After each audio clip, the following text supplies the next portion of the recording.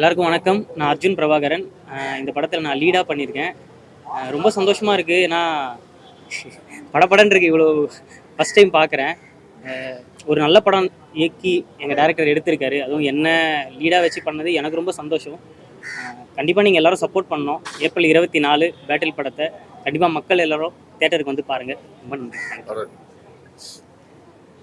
Hi, எல்லாருக்கும் வணக்கம். நான் ஆராத்யா. ஃபர்ஸ்ட் ஆஃப் ஆல் இந்த ப்ராஜெக்டில் எனக்கு வாய்ப்பு கொடுத்த நாராயணன் சாருக்கு நான் ரொம்ப பெரிய நன்றி சொல்லிக்கிறேன். நீங்களாம் பார்த்துருப்பீங்க, படிப்படியாக அப்படியே வந்துட்டு இருக்கேன். கண்டிப்பாக நீங்கள் எல்லாருமே எங்களோட உழைப்பை சப்போர்ட் பண்ணணும், எங்களுக்கு ஒரு அங்கீகாரம் கொடுக்கணும்னு கேட்டுக்கிறேன். ரொம்ப நன்றி. அனைவருக்கும் வணக்கம். இந்த படத்தை நாராயணன் இவர் தான். நான் ரொம்ப நாளாக இவர் தான் ப்ரொடியூசர்னு நினச்சிட்டு இருந்தேன். நான் ப்ரொடியூசரை இது வரைக்கும் நான் பார்த்ததே கிடையாது. பாஸ்கரன் பாஸ்கரன் பேரா. நான் என்ன நினச்சேன், நாராயண் தான் ப்ரொடியூசர்ன்ட்டு தான் நான் படம் பூராவே. இன்றைக்கும் அவர் வரலன்னு சொன்னாங்க.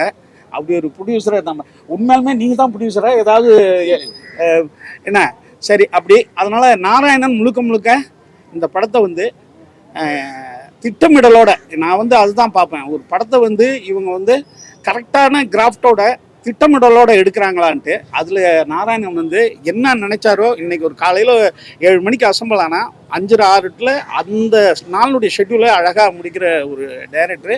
ரொம்ப அருமையாக அந்த படத்தை முடித்தார். அதே மாதிரி என்ன நாள் சொன்னாரோ அந்த நாளில் கரெக்டாக முடித்தார். மிகச்சிறந்த ஒரு இயக்குனராக வர்றதுக்கான அத்தனை திறமை இருக்கிறது நாராயணன். அடுத்தது கோ டைரக்டரு. இவர் ஒரு இபி மாதிரியே ஒர்க் பண்ணார். ரொம்ப அருமையான டீமு. அதே மாதிரி இவன் நம்ம ரஞ்சித் டீம்லேருந்து வந்த அர்ஜுனு. எனக்கு தெரிஞ்சு இப்போ நான் சொல்லிகிட்டே இருப்பேன், நான் யாருக்கெல்லாம் ரொம்ப கூச்சம் அதிகமாக இருக்கோ அவங்க ஸ்க்ரீனில் ரொம்ப பிரமாதமாக பண்ணுறதுக்கான வாய்ப்பு இருக்குன்னு.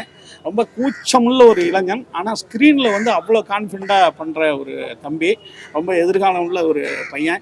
என் கூட நடிக்கும் போதெல்லாம் அண்ணே, அதாவது ஒரு சின்ன அண்ணே உங்களை அடிக்கணுமா அப்படின்னு வாப்பில, படம் தானப்பா அடிப்பா அப்படின்ற அளவுக்கு ரொம்ப பண்பான பையன். இந்த பையனுடைய எதிர்காலத்துக்கு நீங்கள் எல்லாம் பெரிய சப்போர்ட் பண்ணுவீங்க நிச்சயமாக. அந்த மாதிரி இந்த பாப்பா ஆராத்யா. நான் தான் இப்போ அந்த ஷூட்டிங்கில் ஒரு நாள் பார்த்தேன், அடுத்து இப்போ தான் பார்க்குறேன். அதே மாதிரி அந்த பொண்ணையும் நீங்கள் பெருசாக சப்போர்ட் பண்ணணும். அண்ணன் நிகழன் இருக்கார் கூட. அதாவது பிஆர்ஓனுடைய ஒரு மிகச்சிறந்த சூப்பர் ஸ்டார் அவர் தான். இருக்கிற டெக்னாலஜியை நிறையா அறிமுகப்படுத்தின அவர் தான். அவரும் இங்கே கூட இருக்கார். இந்த படத்தை நீங்கள் சிறந்த முறையில் நீங்கள் வெளியே கொண்டு வருவீங்கன்னு நினைக்கிறேன். இந்த படத்தில் எனக்கு வாய்ப்பு கொடுத்த நாராயணனுக்கும் இந்த டீமுக்கும் என்னுடைய நன்றி. படத்தில் நடிச்சது நாங்கள் தான் நன்றி சொல்கிறோம். ஓகே,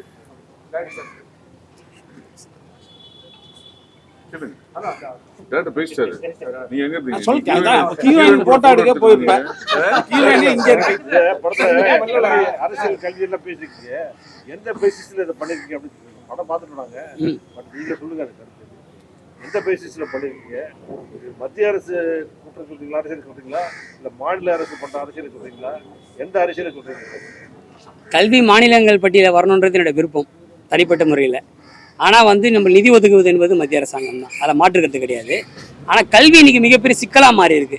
82,000 பள்ளிகள் என்னென்னா மூடப்பட்டுக்குன்றத ஒரு மிக மோசமான ஒரு சூழலை நம்ம பார்க்க வேண்டியது இருக்குது. இந்த சூழலில் அது முழுக்க தனியார் கல்வியை நோக்கி நகர்ந்துட்டு இருக்காங்க மாணவர்கள். அப்போ கிராமப்புறங்களில் இருந்தும் மற்ற இடத்துல படிக்க வர மாணவர்களுடைய எதிர்காலம் என்னவாகும், குடிசை பகுதியில் வரக்கூடிய மாணவர்களுடைய எதிர்காலம் என்னவா மாறுன்ற மிகப்பெரிய கேள்வி இருக்குது. அதையெல்லாம் தாண்டி தரமான கல்விக்காக தான் நம்ம தனியார் பள்ளியை நோக்கி போகிறோம். அங்கே தரம் இருக்கான்றது மிக முக்கியமான கேள்வி. அதை கேள்விக்குட்படுத்துறது தான் என்னோட நோக்கமாக இருந்துச்சு. அதை கேள்விக்குட்படுத்த கலையோடு இணைத்து பண்ணுன்றது தான் இந்த படத்தினுடைய அடிப்படையாக இருந்துச்சு.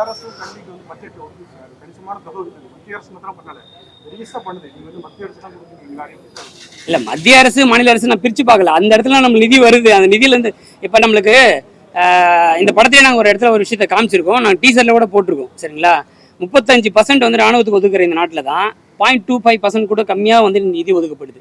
அந்த நிதியிலேருந்து என்ன வழங்கப்படும் ஒரு கேள்வி இருக்கு இல்லைங்களா? இது ஆமாம், 0.2% கல்விக்காக ஒதுக்கப்படுது, அதுவும் குறைவாக ஒதுக்கப்படுது.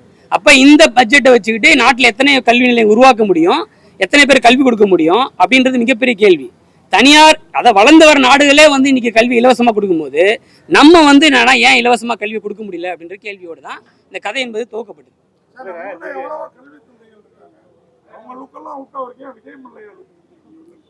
விஜய் மல்லையா லுக் இல்லை சார். அது ஆக்சுவலி இல்லை, அவர் எங்ககிட்ட வரும்போது ஒரு இதோட வந்தார். ஆனால் நான் பார்க்கும்போது எனக்கு ஒரு தோற்றம் உருவாச்சு. அந்த தோற்றத்தை தான் நான் உருவாக்கியிருக்கேன் அவரை. ரேப்பர் மணின்றீங்க. அவர் ரேப்பர் சேர்மன் ஆகிறன்னு பார்த்தா அதுவும் இல்லைன்னு இன்டர்வியூக்கு அப்புறம் தெரியுது. திட்டமிட்டு இந்த சீன் வைக்கக்கூடாதுன்னு பிளான் பண்ணுவீங்களோ? அப்படிலாம் இல்லை, திட்டமிட்டு எதுவும் பண்ணல. ஸ்கிரிப்டில் என்ன இருந்ததோ நாங்கள் அதை முயற்சி பண்ணோம். அப்புறம் இங்கிலீஷ்ல வச்சிருக்கீங்க, தமிழ்ல வச்சா போராட்டம்னு ஒரு பேர் வருது தமிழ்ல. ஆனா ஏன் அது தமிழை வந்து சூஸ் பண்ணாம இங்கிலீஷ் போறீங்க? அதுக்காக நான் வந்து வருத்தம் தெரிவிச்சுக்கிறேன். முதல்ல அப்படி திட்டமிட்டு எதுவும் உண்மையாலுமே நாங்கள் இந்த குழு செயல்படலை. நான் தனிப்பட்ட முறையில் செயல்படலை. அந்த ரேப் கல்ச்சரை வந்து நம்ம வந்து இதில் டிசைன் பண்ணும்போது அதோடு சேர்த்து இணைக்கப்பட்டது தான் அந்த பேட்டில்ன்ற அந்த வார்த்தை. கண்டிப்பாக வரக்கூடிய படங்களில் முதல்ல தமிழ் பெயர் தான் வைக்கப்பட்டது. அந்த பெயர் எனக்கு கிடைக்கல, நான் முயற்சி பண்ணது. அந்த பெயரை இப்போ சொல்லணும். இந்த வாரம் வந்து இன்னொரு ரேப்பரும் வராரு, உலக ரேப்பரு மைக்கேல் ஜாக்சன். ஆமாம் அதே டைம்ல நீங்களும் ரிலீஸ் பண்றீங்க. எந்த அளவு எடுப்படும் சார்? இது இங்கே நம்ம நாட்டோட பிரச்சனையோட மையப்படுத்துறது. அவர் உலக அரசியலில் பேசியிருக்காரு. ஆனால் அவரும் கூட தன்னுடைய வாழ்நாள் முழுக்க எதுக்காக குரல் கொடுத்தாரு? எளிய மக்களுடைய வாழ்க்கைக்காக தான் குரல் கொடுத்துருக்காரு இல்லையா? நாங்களும் எளிய மக்களோட வாழ்க்கைக்காக தான் குரல் கொடுத்துருக்கோம். அந்த எளிய மக்கள் கண்டிப்பாக இந்த படத்தை அங்கீகரிப்பாங்கன்ற நம்பிக்கை எங்களுக்கு உண்டு. கல்வி மாநில பள்ளிகள் வரணும்னு சொல்றீங்க. பட் வந்து இப்போ கல்விக்கு இந்த பாலிசியை கொண்டு வந்தால் தான் ஃபண்டே தருவேன் அப்படின்னு சொல்லிட்டு ஒரு ரைஸ் பண்ணியிருக்காங்க. அது ஃபண்டு வந்த அதனால வந்து தடைப்பட்டிருக்கு. அதனால என்ன பாதிப்பு வந்தா அதை பற்றி நீங்கள் ஏன் பேசுகிறீங்க? இல்லை, பேச வேண்டிய விஷயங்கள் கல்வி சம்பந்தமாக ஏராளமாக கொட்டி கிடக்கு. இந்த திரைப்படத்திலே பேசியிருக்க முடியும். ஆனால் அதுக்கான சூழல் காலம் இது இல்லை. இன்னும் நான் வந்து கல்வி குறித்து நிறைய படங்கள் எடுக்கணும்னு ஆசைப்பட்றேன் தனிப்பட்ட முறையில். கல்வியை மாற்றம் செய்யும் போது தான் இந்த சமூகம் மாறும், இந்த நாடு முன்னேறும். மும்மொழி திட்டத்தை கொண்டு வரணும்னு சொல்றீங்களா? எப்படி எலெக்ஷன் கூட சொல்லுப்பா. இது வரைக்கும் தமிழ் சினிமால கல்வி தந்தையை இப்படி காமிச்சதே இல்லை. மனசுல எந்த கல்வி தந்தையை வச்சு நடிச்சீங்க? எந்த கல்வி தந்தையை டீச்சர்லாம் இப்படி இந்த அளவுக்கு நான் கதை சொல்லலை, அடிச்ச மாதிரி இல்லை. அது யார் உதாரணம் அப்படி இயல்பாக வாழ்ந்த மாதிரி இருக்கு. உண்மையாலுமே இந்த அனுபவம் எனக்கு கிடையாது. இந்த அனுபவம் முழுக்க முழுக்க இயக்குனரை சார்ந்தது தான். உண்மையாலுமே நான் அந்த பொண்ணெல்லாம் ஏதோ அடித்து கடிக்கிறேன். அதெல்லாம் வந்து அப்போ கூட இப்படிலாம் யாரப்பா நீ பார்த்தன்னு வந்து அந்த ஷாட்டை ஆரம்பிக்கிறதுக்கு முடியும் கேட்டேன், முடிஞ்ச பிறகும் கேட்டேன். அதனால இவர் எங்கே பார்த்தாரு, யாரை இப்படி இப்போ கவனிச்சாருன்றத இவர் தான் சொல்லணும். எதுலண்ணா சுருட்டு பிடிக்கிற செயல வித்தியாசமா இருந்தது, உங்ககிட்ட எதிர்பார்க்கல. அது என்ன மாதிரி சுருட்டுனாலே அது வந்து சேகுரா தான். என்ன குரல் காஸ்ட்ரோ சேகுரா தான்.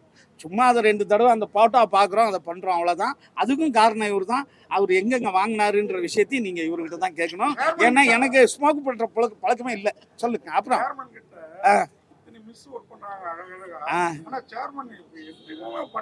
யாரு இப்போ அதான் விட்டா தானேப்பா. இங்கே பாருங்க, வில்லனுங்களுக்குள்ள மிகப்பெரிய சோகமே என்னன்னா ஹீரோயின்ட்ட பேசக்கூட விட மாட்டாங்கப்பா. அதுங்க வேற நம்ம வந்து இப்போ டார்ச்சர் தானே பண்ண போகிறோம். அதனால் டக்குன்னு பண்ணுங்க. ஒன்று ஹீரோ பேசுவான் அல்லது வந்து டைரக்டர் பேசுவாங்க. நம்ம தூரத்துலேருந்து பார்க்க வேண்டியதுதான்ப்பா. இந்த சோகம் எல்லா சினிமாவும் வில்லனுக்கு நடந்துக்கிட்டே இருக்குது. இதை நீங்களாவது சப்போர்ட் பண்ணி எங்களுக்கும் அந்த வாய்ப்பை ஏற்படுத்திட்டாங்க.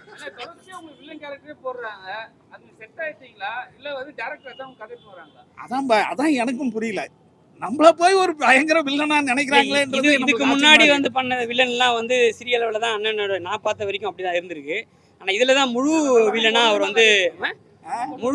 அவர் வந்து கட்டமைச்சு. அதாவது நான் சொல்லிகிட்டே இருப்பேன் எப்போதுமே, ரொம்ப சாஃப்டான ஆட்கள் வந்து அதான் அதை எப்படி சொல்லுவாங்கன்னா, ஒரு காமெடியன் வந்து வில்லனா நடிச்சாங்கன்னா பயங்கரமாக இருக்கும்.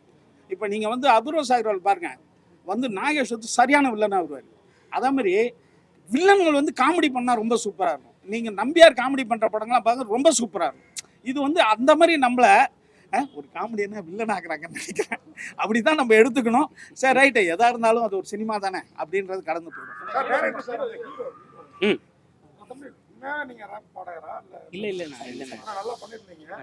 அந்த பாடல் எல்லாமே படத்துக்கு பெரிய ப்ளஸ். தேங்க்ஸ்ண்ணா, ரொம்ப நன்றிண்ணா. தமிழ் பேச தெரிஞ்ச ஆளுக்கு சான்ஸே கொடுக்கல அப்படின்னு இன்னும் அந்த இது தொடர்தா இந்த படத்துல? இது அதுக்கு முன்னாடி கமிட் ஆன ப்ராஜெக்ட் தான் சார். அதை பற்றி இப்போ பேச விரும்பலை. லைக் இப்போ தெலுங்கில் ஒரு ப்ராஜெக்ட் பண்ணிகிட்டு இருக்கேன், அது நல்லபடியாக வந்திருக்கு. இப்போ தமிழில் நான் எந்த படங்களும் கமிட் ஆகலை. தெலுங்கு நோக்கி போயிருக்கேன். ஓகே, நல்லா இருக்கும். நம்ம அதை பற்றி தெரியல சார். நன்றி. படத்துல லண்டன்ங்கிறீங்க, ஒரு ட்ரிப் எங்களையும் அழைச்சிட்டு போவீங்க, இந்த சம்மருக்கு பார்த்தா போகவே இல்லையே.